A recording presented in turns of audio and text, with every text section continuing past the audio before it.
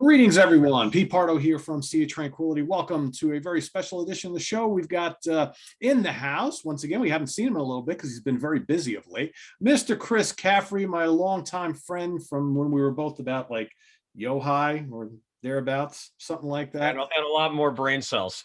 Yeah, I'll definitely. You're younger, smaller, and smarter, but you know. So Chris has a brand new album coming out with his band project called Spiritsoffire. The album is called Embrace the Unknown. It's coming out on Frontiers Records on February 18th, right? Which is just a little bit away, a couple weeks away. So it's got yourself on guitars and Mark Zonder on drums, ex Fates Warning, Steve DiGiorgio on bass, ex Death, Sadist, Testament, Charred Walls of the Damned. I mean, Steve's played with everybody. And then a brand new singer this time around. So you guys aren't working with Tim Ripper Owens anymore. Now we've got Fabio Lione, who is well-known guy from Angra and Rhapsody. So well, let's start from the beginning. So how did Tim wind up not working on this record and then you guys getting introduced to Fabio for Embrace the Unknown? The funny part about that is I haven't even spoken to Tim since this decision was made. So I had Frontiers contact me and said, hey, you want to do another record? And we discussed things, and we were talking about how the first record did, and I think in some ways it missed the mark as far as what they wanted and in sales and this and that. I mean, I liked the first record, but I thought it definitely could have been a better record. So it wasn't anything surprising me when they were telling me about that kind of thing. And when they said, would you want to do another one? I think more than anything, I was like, yeah, because I wanted to really have a chance to make a better record and do a record. So I said yes to them, and whatever the conditions were for the new record. And within the next couple of weeks, they told me that, Ripper and them had parted ways on working on this next record. Now, I could make up in my mind 20 different reasons why that happened, but I'm not going to get into Ripper or that side of things. So they said, you still want to do the album? I'm like, yeah, if you guys could come up with a singer, we want to do a record. So I had a list of people that I thought would be cool, and some of mine were a little bit more, I think, heavy than what they wanted. I brought up the names of like Mark from Accept, who actually was able to get it okay from Accept if that was going to happen, and some other people. And then they had their list of people.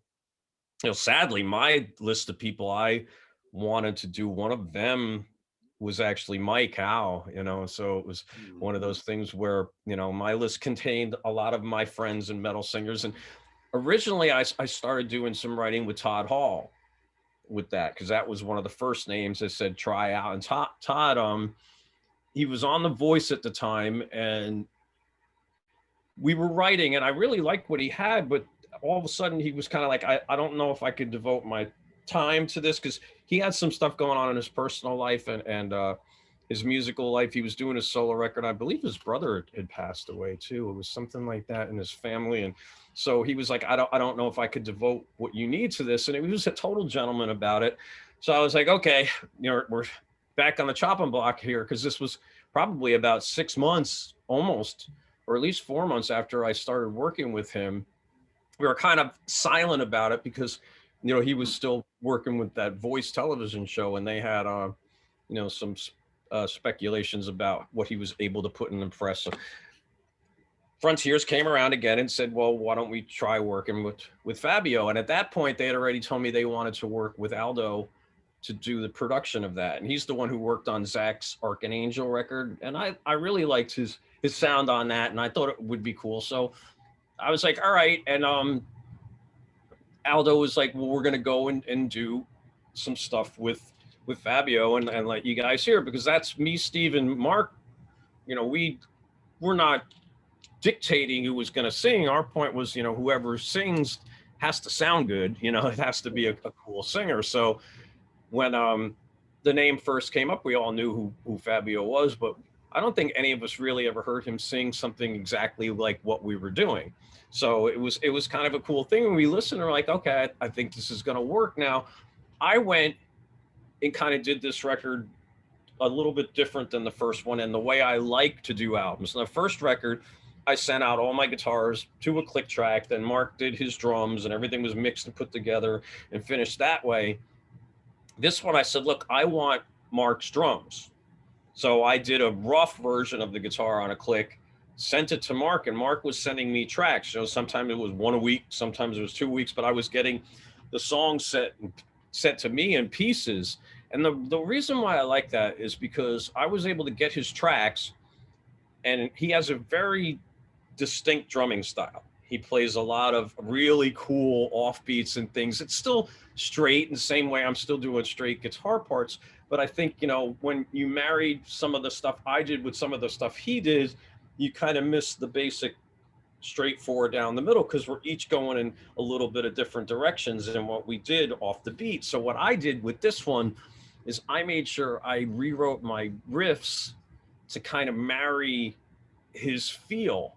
So this thing sounded like we rehearsed this music for a month in a room before we recorded it. So it had a more solid feel to the music. It was still the same musicians, but I think it drives more on this record like a band. And then Steve's bass on this record to me is freaking one of the gems of it. He did such a great job with his bass on this. And then, you know, when I started hearing Fabio, I was so impressed with his metal character, as I call it. You know, he put the metal to the pedal, as I say. When I was done with some of this stuff, I played it for a lot of people like you who have listened to thousands of singers.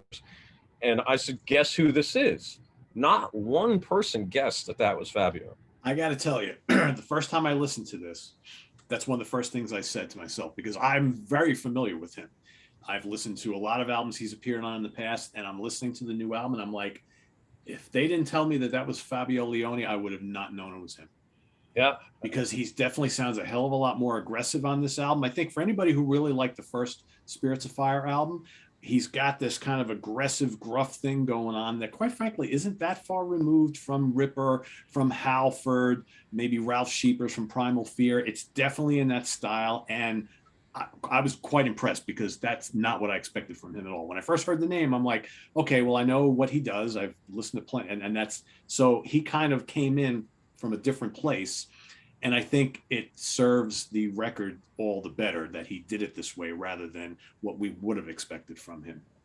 No, exactly. I agree with you. And I tell him that, and everybody, that he kind of went and showed us that side of him. I think, you know, a producer like Paul O'Neill can usually dig into singers and find that and brag that out if they know it's there. But, you know, within Fabio and Aldo, they were able to bring that out. And another thing I didn't want to do on this record was I didn't want to write the vocals. The first record I wrote, like the first 4 songs are all me, you know, which was cool. But for me, it kind of felt like I was writing a solo record, you know. It's like I didn't want to have Spirits of Fire was supposed to be like a Dr. Butcher kind of thing for me, where it was a band, you know, and the band was doing their thing. I just didn't want to like have a solo record where I didn't sing. So with this one, I was like, I'm doing the music. When Aldo had actually given me some guitar ideas, some riffs, and I listened to it. And I kind of, you know, once Ripper wasn't going to do this, I was like, well, we're going to be fed to the wolves when this record comes out, because you have one of the biggest singers of our generation, my age especially, coming out on the first record that's not there on the second one. So we're going to have his fans and the critics and everybody listening to the second one. And I was like, look, I don't want to like hear it sucks. And if it does, I want to be the reason why it does. So I was like, I'm going to write this music. I was like, you know, let me write the guitars. Let me get the music together, and you guys get a singer and do the vocals, because that's, you know, I have a vision in my head, which was kind of there for the first one and really never completely went that way, because we did have a lot of eggs going into writing that first record, which wasn't a bad thing. But I think that, combined with the fact that, you know, people had limited time because their schedules were here and there, and it was a project band then, you know, kind of worked against it. This time I hated the pandemic, but that one thing that came out of it in the good for me is I got everybody's time. You know, it's like I had these people at home and in their studios, and they were able to put in we were able to do a song in a week. It wasn't like, oh my God, we got 5 days to do all my tracks. Yeah. So we all separated it, even to the point where, like I said, I redid guitars. I did 3 different guitars, 3 different tracks on every one of these songs. So there's 6 rhythm guitars on this. There's a wall of sounds that I made, and the rhythm. I just picked different guitars depending on which ones the tuning worked better for or whatever. And I was doing it that way. And I got all my stuff done. And when Aldo, the producer, got a hold of it, he really didn't do much to my guitars. He did some work on the EQs. And then there was like 3 songs, I think, where he said, he was kind of cute about it. He was kind of telling me that, a way to tell me that he thought I could do better solos. You know, it's like these 3. And then I listened to it and I was like, yeah, I think that I was pretty much spending so much time getting all those walls of guitars together that the solos for me was like, that's fine. But when I heard what he said, I was like, you know, I could. So I put way more time into the guitars on this record, which I think helped too, because, you know, that's in essence what I am. You know, I did my solo records, and a lot of times my solo records didn't have nearly as much guitar as this record, you know? So it was one of these things where I went back to being Chris Caffery, the heavy metal guitar player on this one more. And I think that helps, you know, and there's only just a couple songs that any of the music was written with somebody else. And I didn't take their song. It was like me and Joel worked on a song, and then me and Lonnie Park worked on the last song, the In the Rain song. But everything else, I let Fabio and Aldo run with it. You know, they were in Italy and we were on the different side of the world. And I was really happy with it when I was done. I mean, it's like 95% of what, you know, I probably may have even had as ideas for myself on. Vocals were ones that were very similar. You know, there's a few things that I may have changed here and there, but I'm not, you know, I'm not the singer. So it was really cool. And I'm really happy with this one. When I got the record, I hadn't heard it, you know, as I was getting these pieces of the song. So when I had the finished album, it was like listening to something for the first time. And unlike the first one, no disrespect to the first record, I'll put this one on over and over again and listen to it, because it, to me, is just a fun metal record. I mean, front to back, this is a fun listen. Yeah, I think to me, it's heavier in spots, but I like the amount of variety on here. I mean, you've got like Second Chance, Resurrection, especially, Into the Mirror, Shapes of a Fragile Mind, and even like House of Pain, big crushing metal tracks. But then, you know, on the flip side, you got a couple of like these kind of like moody numbers, like Wildest Dreams, the title track, Remember My Name, Sea of Change, which I think give the album, you know, from song to song, things changed a little bit. It's not like straight up ball busters, one after another after another. And I think that works in its favor. No, I definitely like that part of it. And we did the first 2 videos, and those came out. I was really blown away that the first one, the Second Chance, came out and went to, you know, basically to 100,000 views right away in less than a month. And then the second one came out and it's not even at 3 weeks yet, and it's at 180,000 views. So, I mean, the most views we had on the first record was like 140 something, and that was over 3 years. So in 3 weeks, we got 40,000 more views, the most views we had on the last one. So, you know, by the time the new record comes out, that one's going to cross over 200,000 views, which is, it's pretty nice. And I'm looking at the comments from the kids and people that are writing about it. Of course, you got your few people that are making their jokes about how we look or this and that, whatever. And I always laugh at that stuff anyway. But for the most part, the comments from people are really excited about hearing the music and liking it. And that's all I wanted to do. I just wanted to make it a good record and a good piece of art for people to listen to and to like. And like I said, for me to maybe miss some of the places that I think we missed on the first record, because I thought, like I said before, the first record could have been better, you know, and that's not anything that I blame on anyone or anybody. I just thought that was one of those things that we could have had a better debut record. And I think this one, being the debut of this lineup, is very strong for what it is. Yeah. You know, you and I have talked in the past about, specifically after the first album, about, you know, how you would have loved to have gone out and do some dates, right, and to support the album. Do you feel like this whole, because I hear it all the time, this stigma about a lot of these Frontiers projects where it's just a studio thing. None of these guys ever get together and play live, and it's like there's no kind of what's the word? Like continuation of much of this stuff. They're strictly like kind of cold and sterile studio projects. I know probably deep down inside you would love to be able to take Spirits of Fire out and make this a true band. I mean, do you still feel that way? Well, I mean, I'd love to go play. Here's the thing with that too. I mean, when you assemble people that are in this band and that band that are completely active for most of the year, it's really hard sometimes to piece together things that can play live. Now, it still comes into play with us. Obviously, Spirits of Fire or anything I do can't do shows in November and December. I'm booked in November and December for the rest of my musical career. I mean, it's just I have a 10-month year at this point, and whether or not TSO does any other times of the year right now, I know that I have a 10-month year, so it goes into different things. I mean, right now too as well, even if I was to say, all right guys, would you like to play?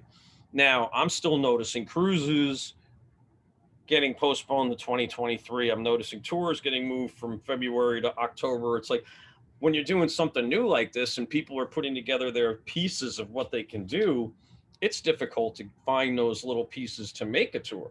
So imagine if I was to go, okay, we're going to do Spirits of Fire 1 week in Europe come July, and then we turn around and it's like, park's closed, Moose out front should have told you. You know, it's like you get to freaking July and Wally World closes on you. It's like, then you got to go, you lose all the money you put into that, and you got to move it. So my thing now is like, I just kind of want to, you know, wait till life is set back into things not being postponed or changed, and then I'll look at setting something up. I think someplace that would be good for something like this to do would be like 70,000 tons of metal, you know, Right. get on a metal cruise. And those things are good too. The aspect that you all fly into the same spot, whether it's on the ship or right before you get on it, you can do your rehearsal there and you can put everything together to where you could set up for that. I know even when I did things on the last minute for Doro, showing up, you know, I found out on a Friday I was playing. I flew out on the Monday, got on the ship, and that night we were like in the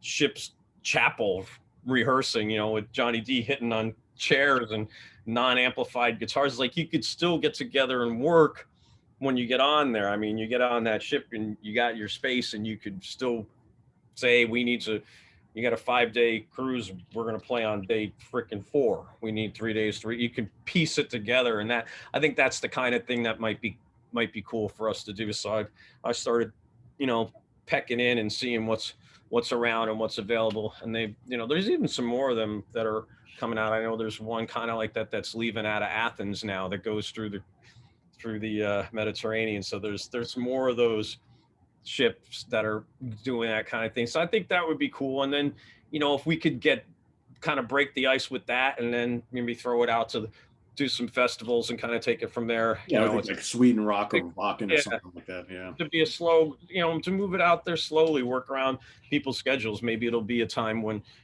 you know, Steve is over with Testament and it just works out conveniently and we could play on a different day if that's okay with him and everything. So you just kind of work it around. But I mean, I'd love to get it to play. My thing was I just didn't want it to die off too as one record where it was like, oh yeah, you did that one Spirits of Fire record. Because for me, it always kind of, I mean, I know we had the demo thing in the first record, but the Butcher record is something I did that kind of, you know, never happened again, and it could have and it should have. And it's kind of like, you know, that was for me fun to do that side of the metal thing because Savatage is metal and TSO has a lot of metal and hard rock in the music, but it's not really a metal band. And my solo records have metal in it, but you know, I'm the singer and it goes to all different kinds of types of music. And it's not necessarily a name. It's like, I like having the fire spirit and the Iron Maiden look and the thing that kind of brings you back to being a kid with this. I'm trying to look to animate the guy. And maybe by April too, it's funny, you mentioned either My Confession or House of Pain, I think would be 2 songs that would be really cool to bring this guy alive, you know, and put him out there and just kind of, you know, build it. And I think from there, that'll help me really have a good inspiration on writing the next record to be like, all right, let's make something fun and, you know, get a title, because the titles usually come off songs and things like that where I could maybe have a title and just write around it. And it's that. But I had a lot of fun making this record because of the fact that I put everything else aside at the time. I'm like, I'm not doing my solo record. I focused on that, because when I do too many things at once, they all start to sound the same, because my 3 riffs start to sound like the same song after a while. So I'm like, let me space this out and make this record. And I think that that's something that worked for an advantage of this as well. One of the tracks I really like on the album is Out in the Rain, which is the big 9+ minute long song. And I think that tune and a couple of others, maybe like Hearts in the Sand, a little bit of House and Pain, I think old school Savatage fans will really dig these tunes, because I think the other two have these big riffs. Out in the Rain is really kind of epic, kind of proggy in spots, and definitely if you like the 90s Savatage stuff, I think they would really, really appreciate stuff like that. Did you, like a lot of the guitar ideas for this album, did you have a lot of this stuff kind of already floating around, gestating in your head, or did you basically come up with a lot of these riffs and a lot of these guitar parts specifically for the album? Well, it's funny you mentioned that, because the Hearts in the Sand song was actually something I had as a leftover from when I was doing my Faces stuff at that time. That song was something that I had written to be for what would be a follow-up for Poets and Madmen. That was a song, those riffs were things I'd written to be a Savatage song. So that song in particular, if it sounds like Savatage in its style, it's because I wrote it to be a Savatage song. So, but that's really the only song that was left over. I think we had that recorded too for the last record and never finished it. And that's really the only one that was left. I went to Lonnie Park and said, Lonnie, I want one song for this record that's got, that is longer, that does have that feel. And I'm not really a writer on piano. I can play some keys, but I'm not a writer there. And I asked him to come up with something with me, and we rewrote that one. And that specifically was done because I wanted to have that, that particular thing there. The song that wound up on the last, it was a song that I had originally called The Eternal, that I think wound up being The Path on the first record. That my vocals and arrangement for that kind of fell a little bit more towards the Savatage side of things than the final version. And I wanted to have that type of song on this record, which is kind of funny because Lonnie had vocals, lyrics, and melodies for the verses of In the Rain under a different name. I forget his name right now. And then the middle parts and the endings and stuff, I had the counterpoint parts written for it. And I guess I never sent Aldo the version of the demo that had the vocals, because it was one that was pieced together with mine and Lonnie's vocals and the whole piece of the song. I only sent him the music, and I didn't realize that. So when I got to the version of In the Rain, I was like, oh, they wrote something new. This is cool, because I thought they were literally this was going to be the one song that was going to be finished vocally. And I heard it, and I was like, oh, this is cool. It was different, but it was really cool. And then we got to the middle part, and it was like a minute and a half with nothing. And I'm going, well, they must be waiting to do those counterpoint vocals. Must be coming up at some point. So I said to Fabio, I said, so those other parts, you guys are still working on them, or do you need my lyrics? And he's like, what other parts? So Fabio wasn't able to get back into the studio. So I was like, oops. So the middle of that song, those vocals that are in there, I did them. That's the only singing I did on the whole record, because I had to. They didn't know what the parts were, and they couldn't get Fabio. We were mixing the record at the time, so I sent the vocals in, and it's just kind of funny how that worked out, because I had the part written, but they didn't know about it. So there was 2 options, or 3. Let it go out with, extended versions of music that sound like there should be something on it, edited it out, or have me sing my parts over it. And we did the third thing, which was having me sing my part over. But that song I really like, and I like that it finishes the record. That's something about this album. I didn't pick the the track listing, which is always good because I'm bad with that. I'll record a record and I'll like something enough to where it's like, I'll put the 8-minute song second. So it's like I don't realize the fact that most of the time people won't get to the third song. So I like the fact that it winds up at the very end, and I think it's a good closer for it. It works. Yeah, it works. So the new album's coming out February 18th. You just got done recently with the TSO tour, which I'm assuming another success, right? It seems like just rinse, repeat every year. You guys just go knock it out. Any particular highlights from the tour? Well, I mean, it was definitely different. I mean, it's funny. I tell everybody that tour, but asked how it was. I said it was exactly the same and completely different than any tour I've ever done. It definitely hit a different part of the world. I think more than anything, just getting back onto the stage felt good. It was almost like you'd never played before. When you took that long. I mean, I was blessed, and so were a lot of us with TSO to be able to do the live stream. So, last year, not last year, the year before, when you're looking at 2020, for me, the majority of my years were spent writing. And if I had some tours or other things to do, I would finish them, but I really didn't have much to do for sure.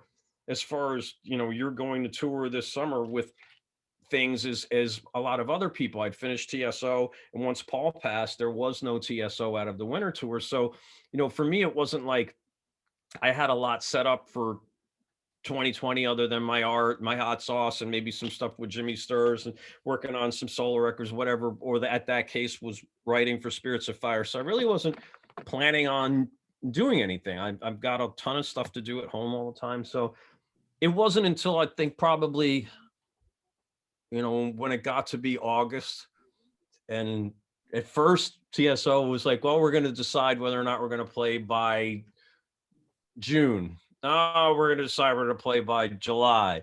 Oh, we're going to hold it out. But by the end of August, it's like we knew that we weren't going to be touring. So when TSO made that first announcement that the 2020 tour was not happening, I think that's when, for me, it was like, wow, we're not going to tour. I mean, because everybody else had been through that all year. And then it turned around less than a month later where our management and the O'Neill family was kind of like, you guys want to go do a pay-per-view? And I was like, sure, if we could get down there and come and go safely. I mean, we went down, I actually drove down to Nashville from up here in New York, and hid in my hotel room and did what we had to do, and everybody went and did that. But I still got together with my TSO family. We rehearsed, we played, it was kind of like getting ready for a tour and doing one show, and then going back home. But I still was able to fill that piece of my life that year. And this was in the very end of November into December. And that actually went to 250,000 households. That pay-per-view was probably one of the most successful of that whole time, as far as, and you figure each place is going to have, 4 to 10 people watching. So there was millions of people watching what we did. So it was a great way to still get out there and get into people's homes and be a part of their holidays. Cause that's really what we had done for 20 years was tour. Last 2020 was going to be the 21st year on the road with TSO. This year was the 22nd. So when we hit the stage for the first time, it was like, wow, it's like, oh, this is what it was like, because we hadn't really played in front of people. I mean, I was really proud of everybody involved with us, and that goes from the top to the bottom, from our management, production, the crews, the band, everybody involved, because, we had a mission, and our mission was to get out there and get this done safely and get it finished without closing down. With TSO, you have the lights, the sound, the pyro, the lasers, the video, the catering, the hotels, the tour buses, the trucks, the crews, the production, the venues, the everything involved with that. There's, not just us, there's tons of people and the fans and everybody around it, where any one of us could have shut that down at any second by making, irresponsible or wrong decisions. And we all went out there and we had a focus, and getting that tour going was tough, but getting that tour done was a mission. It's like Al, the other day I was talking to Al Petrelli, and he told me that he said to somebody that doing this tour was like, landing in Normandy Beach with a water pistol, you know. It's like we had a, you know, it was difficult. We had to do certain things, and you know, there's things you wanted to do, and it's the holidays, and we had to pretty much stay in our safe zones and get it done. And I was really proud of everybody and happy with the fact that we were able to get that done. And you know, to see the crowds and to make everybody happy, and to have that as a part of our lives. I think that, you know, if you want to say pick two shows, I'll say pick the first one and the last one, you know, because the fact that everyone in between was just as important.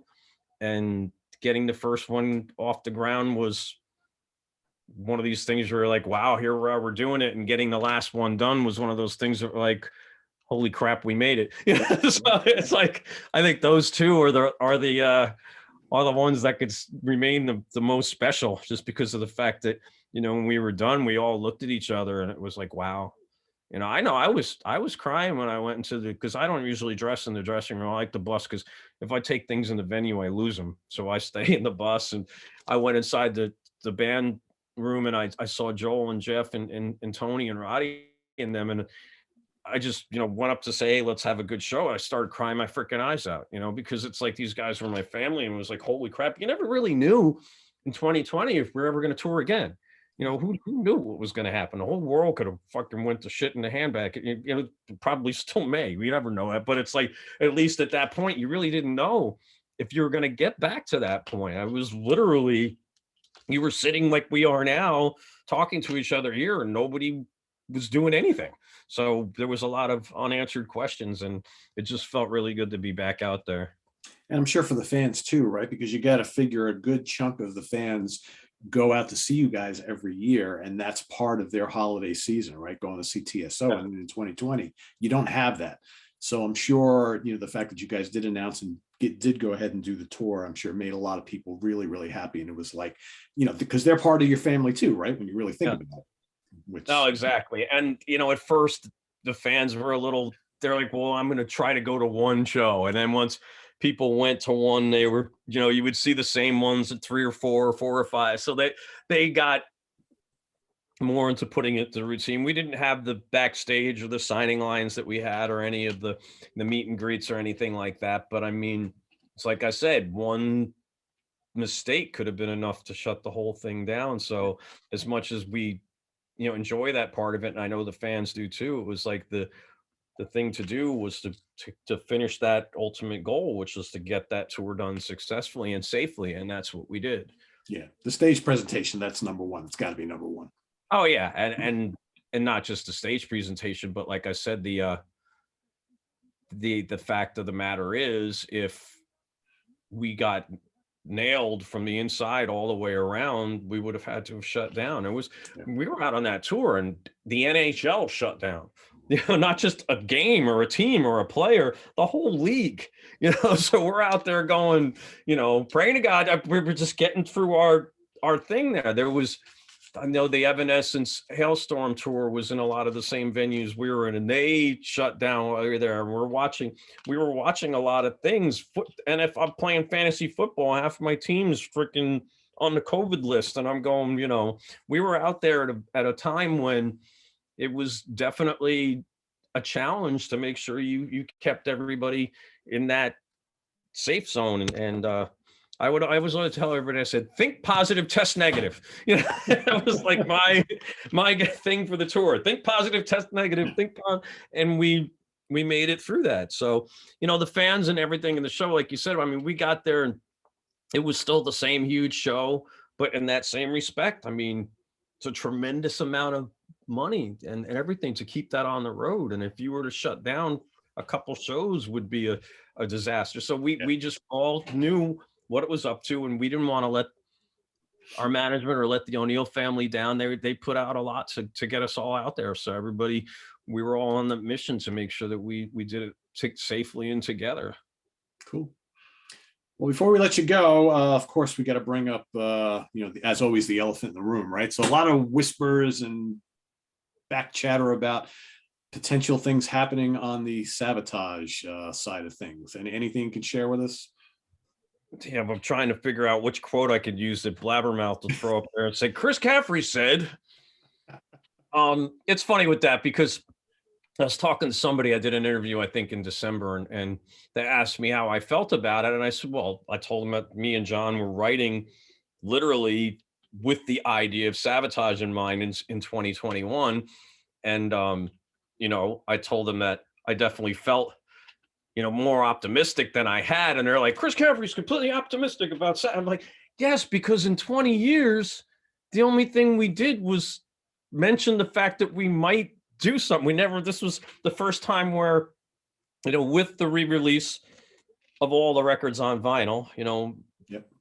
that was the thing that just got us, talking and going and saying, all right, maybe we should do another record. So we started, John had material. I started working on stuff with him. He started working on stuff with Al. And, we have a bunch of pieces to a puzzle now. Whether or not this is going to happen, I'm always the same way about it. I would have done 20 records between now and 2002. So you're not getting anything different out of me as far as how I feel about it. Do I think it's going to happen? I don't know. I kind of consider Savatage to be like Halley's Comet. Comes around once every so often. Yeah, once every so often. If you're not looking, you might miss it. But I mean, I'd love to see it happen, and I'll stay optimistic on it. And if it never did happen, think of all the things that happened in my life because of Savatage. Take it right from the beginning. TSO happened because of Savatage. It's just not the band. It was something Paul always wanted to do, but that launch, because of that Christmas Eve and other stories. There's so many wonderful things happen in my life because of Savatage that I'm not going to get upset.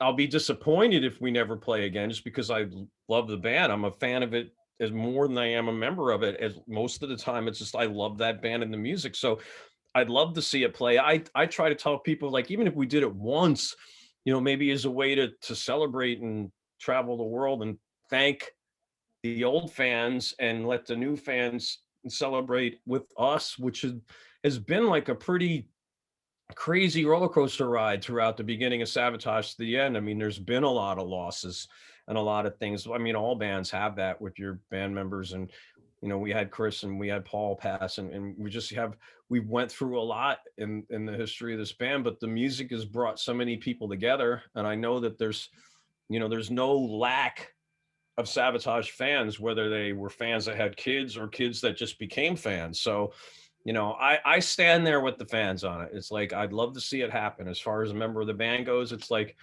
I'm lined up and ready, and I always am. I mean, I would prioritize anything I do for Savatage. So it's not a question of, whether or not I would like to play. I'm just waiting for it to be the right time. Because like I've always said, you can't force it just because it's something that everybody wants us to do.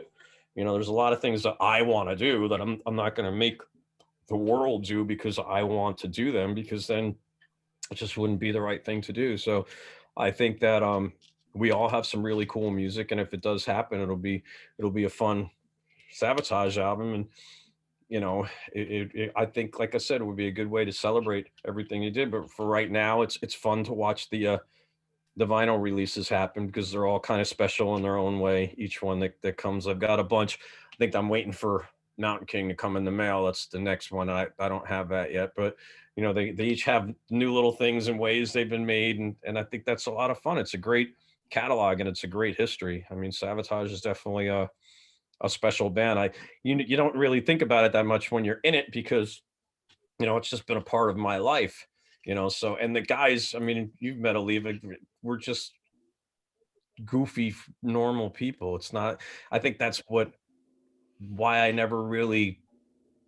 think none of us really took ourselves too seriously in that sense, just because we were all so normal and kind of just normal, funny human beings. I think the thing that attracted so many of us to each other was just the fact of how much fun we had being in the same room together when we were working. It's like, you can't spend 5 minutes with John Oliva without laughing your ass off. I mean, you just can't. I mean, it's just one of those people. The glue of the Olivas was a big part of it, as much as the music. Shit, you blink in a couple of years and it's going to be 40 years of Savatage, right? Yeah. Yeah. Crazy. No, I mean, I look at just time in general. I mean, was out on, I met O'Neill and started working with him in, I believe it was 80. It might have even been late 86 into early 87, or it was early 87, but it was just like so much time has went by, you know. It's 35 years since I started working with Paul.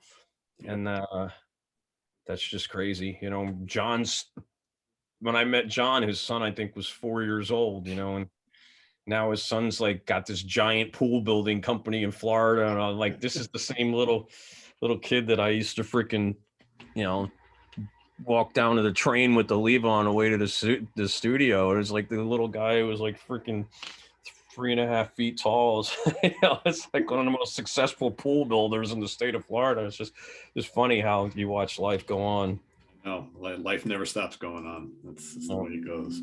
So cool. Well, there you have it, everybody. Embrace the Unknown is the brand new, soon to be released Spirits of Fire album coming out on Frontiers Records, February the 18th. So get your orders in. It's a good one. Trust me, I've heard it.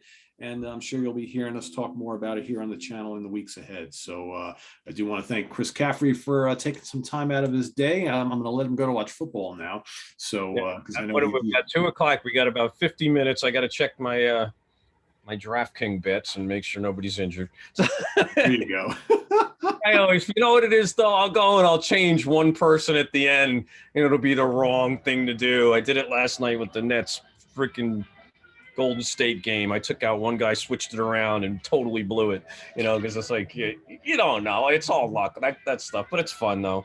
I enjoy it. There should be some really good games, and my dog is ready to go out. He's gone through his hour of letting me speak without bothering me. That's enough, right? That's why I have my door closed, because otherwise I'd have 2 or 3 of them in here. So yeah, that's good.